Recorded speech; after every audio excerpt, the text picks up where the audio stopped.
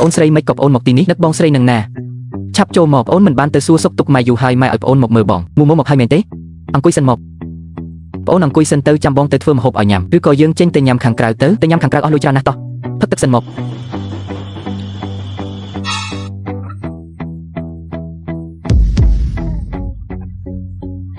ប្រពន្ធសម្លាញ់ចាក់ទឹកឲ្យបងមួយកែវដែរមកបានប្រពន្ធសម្លាញ់យកខ្សែសាកទូរស័ព្ទឲ្យបងបន្តិចប្រពន្ធសម្លាញ់ទៅប្រមូលខោអាវនៅក្នុងបងផងយកស្រោមជើងមកឲ្យបងសម្លាញ់បាយឆ្អិនហើយប្រពន្ធសម្លាញ់ប្រពន្ធសម្លាញ់ចាអូយ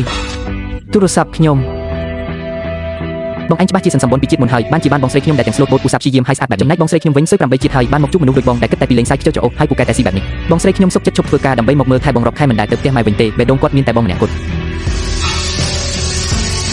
បងដឹងទេបងស្រីខ្ញុំមិនដែលហ៊ានប្រើឆ្នាំងសម្ពាធទេគាត់សុខចិត្តផ្លាស់ប្ដូរដើម្បីបងចោះបងវិញចេញទៅឆ្ងាយទៅ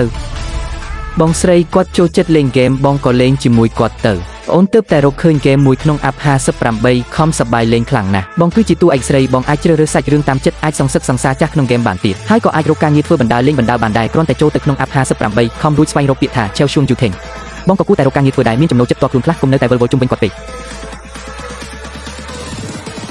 ហ្គេមនេះប្លែកមែនអាចជ្រើសរើសតួអង្គប្រុសស្អាតស្រីស្អាតបានតាមចិត្តទៀតទៅធ្វើម្ហូបទៅ